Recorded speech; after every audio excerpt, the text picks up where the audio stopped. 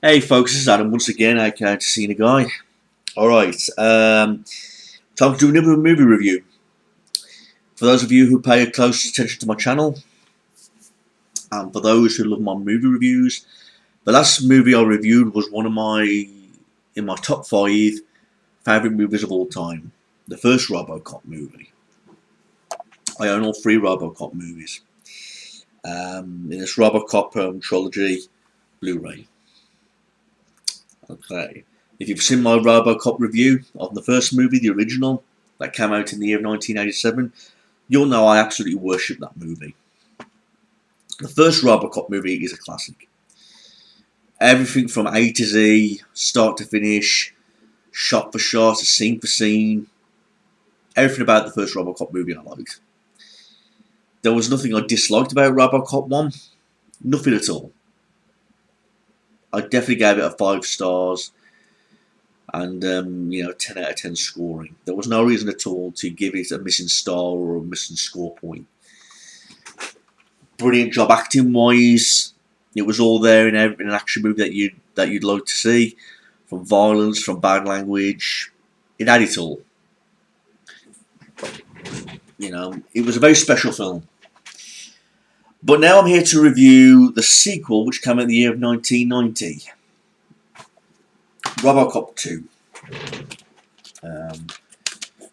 Here's the set here. That's Robocop 1, and obviously we have Robocop 2 here, and the third Robocop movie. Now, Robocop 2 came out in the year of 1990. What was nice about that movie is that Peter Weller and Nancy Allen re-inspired their roles as Officer Lewis and Robocop, aka Murphy. Reed, the chief of police, comes back. Johnson. A lot of actors re-inspired their roles in this movie, and that was one nice thing about the movie. It's nice when you can get the old actors back. Now, to cut a long story short about Robocop 2, I like the film. I do like Robocop 2. However, I don't worship it like I did with the first movie. Fine sequel. I mean, I suppose Robocop is one of those films that you would like to see sequels to. I was just happy that Robocop 2 wasn't a major disappointment. Now, I've done my research on the internet on Robocop 2, and I cannot believe some of the shit that was put on this movie. Why people complain about Robocop 2 so much, shit on it, curse it. And some of the most outrageous opinions on some people. Everyone's entitled to their opinion. But some people say that even Robocop 3 was better than Robocop 2. Some people even say the remake was even better than Robocop 2. My ass. Robocop 1 will forever be the best. Robocop 2 will be the next best. And I think Robocop 3 and the remake can both fuck each other in the ass, because I don't like either of them movies. Now, Robocop 2, was it a solid sequel? No. But it wasn't a disastrous sequel. I mean, it still had the 1990s feel to it. And just like the first movie, the action was there, the violence was there.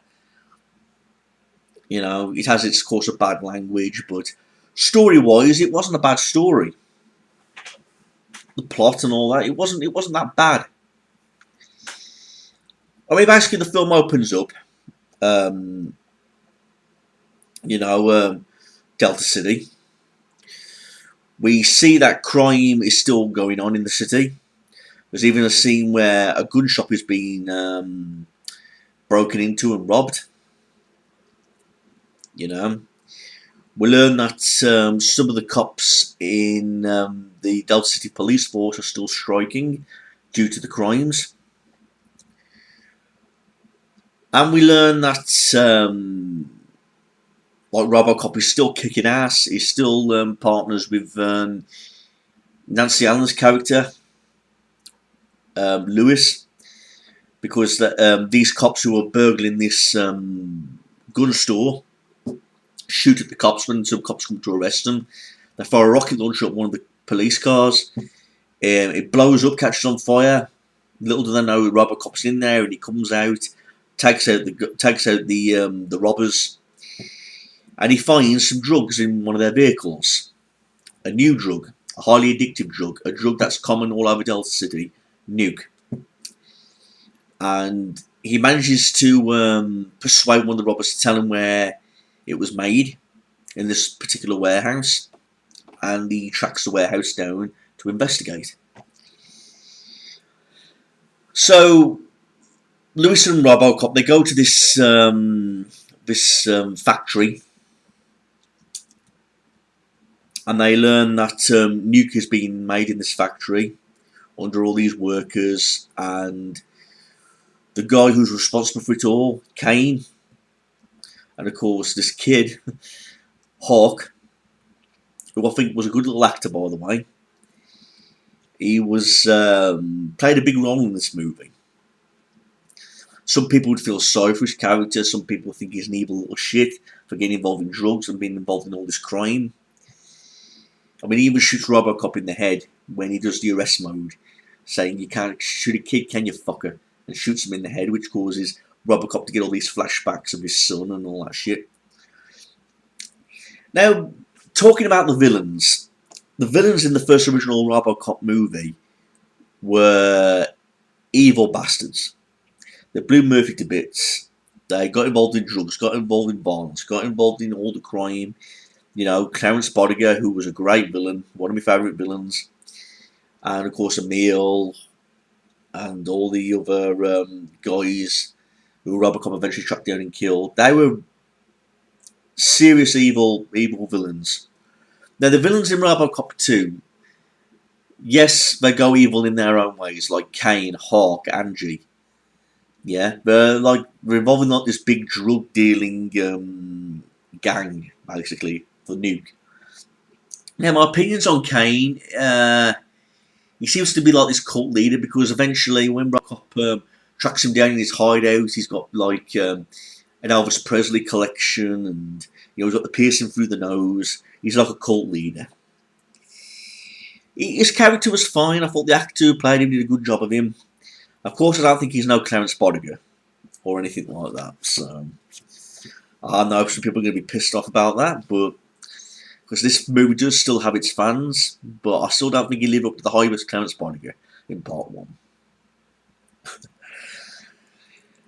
I mean, the scenes in this movie that'll get carried on with. Robocop is still trying to find answers about his past life when he was Murphy, trying to track down his wife and his son. There's a scene where he's waiting outside the house and he's watching his son come home from school, he's watching his wife collect the mail. Basically, he's keeping an eye on his family. And he's been interviewed by all these guys. We learned that Murphy's wife, after when Murphy was killed, she was going to seek therapists, doctors, and all that kind of stuff, because she couldn't get over the death of her husband. But Robocop keeps on denying that he really is Murphy and that he's simply a machine. There's even a scene where Murphy's wife comes and visits him in the police station, and he said that they made his face to honour him, and that her husband is indeed dead and that he doesn't remember her. So basically, he's trying to do the right thing by letting her go so she can move on with her life. I mean, overall, this movie, it was, don't get me wrong, it was all there, the action and everything, it was all there, but it wasn't like an interesting plot like the first movie. But this movie does have its advantages. There was a lot of scenes in this film which I found rather silly, to be honest. I don't know if they did that on purpose to try and make the viewers laugh, because this is like supposed to be a science fiction superhero action movie in some sort of type of way, but I don't know if it was trying to make the viewers laugh or whatever. I mean, it's like the scene where Robocop was destroyed by Kane and his men. He got totally destroyed to pieces. OCP's in debt, but didn't want to rebuild Robocop, but when they eventually did, they gave him all these new prom directives. You know, Robocop is acting daft, basically, saying, "What a beautiful morning, isn't the moon wonderful today?" It's the thought that counts. Thank you for not smoking, when he tried to frighten that pedestrian by shooting bullets in the wall all around him, saying thank you for not smoking. There's even this scene where all these kids are robbing this store, and the kids are going, shit, he's fucked up, and then they end up running away. There's a scene where Robocop is stopping these kids from having fun with this water, this water fountain, and he's like, waste makes haste, and all that shit. And I suppose these scenes were trying to be funny, but don't get me wrong, I did laugh a little bit, I chuckled a little bit at some of those scenes, but I like to take Robocop seriously, and when he's doing scenes like that, it's hard to take him seriously. I mean, another thing which I found rather silly, where we come to Robot Kane, where he's the robot, and even though he's a robot, he's got no feelings, he's got nothing like that. No human compassion or anything like that. So why is a robot getting high off drugs? Someone explain that to me. There's actually, when he becomes robot, there's actually a compartment in his stomach where you actually put the drugs inside of him and he gets high off the drugs. That's always puzzled me. How can a robot get high off drugs? They've got no bloodstreams or anything, and so how can he get fucking high off drugs? I mean, Robocop tracks down Kane. I mean, there's a scene where he plays chicken with him, where he's like on a Harley Davidson motorcycle. Kane's driving this big vehicle. They collide, causes the vehicle to crash. Kane goes to hospital, and he gets killed because they switch off his machine. And during all this time, you know, OCP are investing in a new Robocop, like a Robocop 2, to try and clean up the streets of Detroit.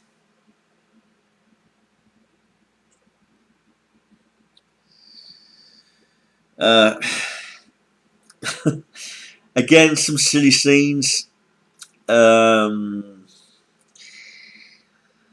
mean, they use Kane's brain to make this new Robocop, and they make him into a robot basically, but he can still get high off drugs because the woman who killed him blackmails Kane into killing all the people that he once knew by leading them into this factory where the mayor is trying to stop all the processing of the nuke. Like I say, he goes into the factory. That was one of my favourite scenes, where he goes into the factory, kills all those people with a machine gun on his arm, kills Angie by crunching her face, and Hawk, the little kid, dies in that back of that vehicle with all that money. Robocop finds his body. So it was basically one big drug bust. And then the ending scene, it's just basically Robocop having a showdown with the Robot Kane, basically. There's a scene where they're like at a conference meeting, you know, where the old man who came back is like trying to clear up not Raccoon City, I'm talking about Resident Evil there. Delta City's mess. There's a scene where they go through an elevator, crash through the ceiling, crash into the city below, and there's more blowing up of vehicles, ambulances, trucks, and there's even a scene where Robocop is on the back of Kane's back.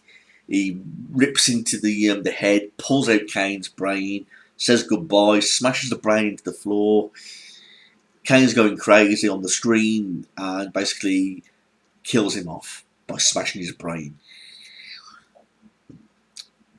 So overall, silly scenes, but at the same time it was action-packed. Robocop kicked a lot of ass in this movie, just like he does in the first movie. Peter Weller did a good job, but I don't really think that Nancy Allen or Peter Weller gave a toss about this movie too much. And I can understand their reasons why. The heart and souls were mainly in the first movie, and all the fans agreed that the first movie was indeed the best. I mean, reaction-wise from fans, they thought Robocop 2 was a mediocre movie, apart from all the critics who put a lot of shit on this movie. Like I say, it's not as good as the first movie. It's way better than the third movie, and it's way better than the remake, in my opinion.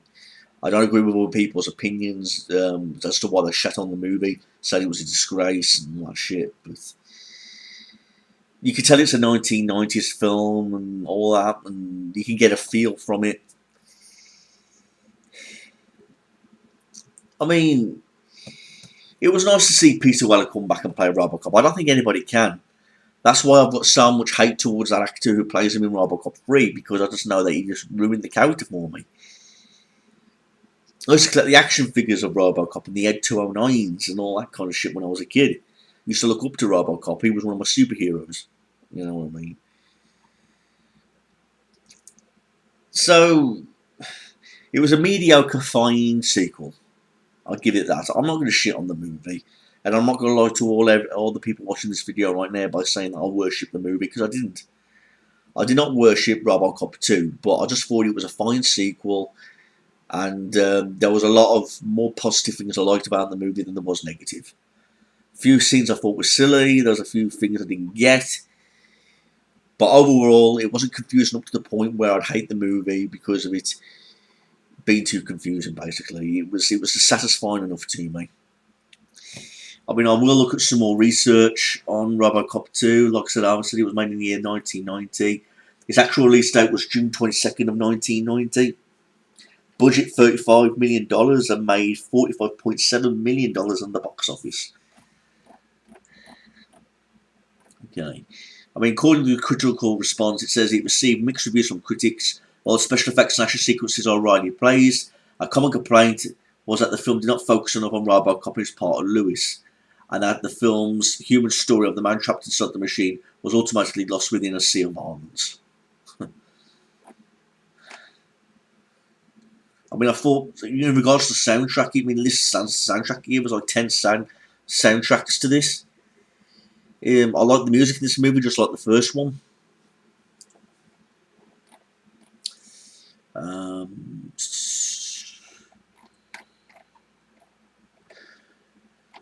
What the fuck? Yeah, directed by Irving Kreshner, produced by John Davison. On for 117 minutes. That's pretty long. But of course, if that's including the special features in this, I mean, I mentioned in the first movie that he got a Q&A with the filmmakers of 2012, The Flesh and Steel and the Making of Robocop, the 1987 features, that's regarding the first movie, the shooting of Robocop and the making of Robocop. But in the special features, we also have stuff like commentary with the director of the first movie, Paul Veron. There's special effects from then and now.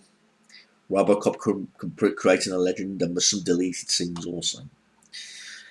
In regards to seeing this movie on Blu-ray, it was a nice treat. Obviously, it's more clearer and in HD and all that kind of shit, but just like the first movie, it would be nice to relive this moment again when it was on VHS, because with VHS, with the grainy tape, you get a feel from the whole movie when it's like that, you know, like the grainy tape and how it goes all fuzzy and all that kind of shit. Then you get a feeling of an old movie then. But it was nice to see this on the Robocop trilogy. Yeah. So overall, people, I was satisfied with Robocop 2. Over the moon that Peter Weller and Nancy Allen inspired their roles in this movie. It went downhill for me after, when Robocop 3 took place, but that's another video for another day. Please like, rate and comment this, everybody. Give me your thoughts on Robocop 2. I really want to know what you think. Do you think it's as good as the first movie? Do you dislike it? I want to hear your views. It's always a pleasure to talk about a topic based on Robocop. So please like, rate and comment this, everybody. Leave all your comments below, and let's see if we can get a conversation started about this Robocop stuff. So, alright, everybody, thanks for watching this, and see you next time. Peace out.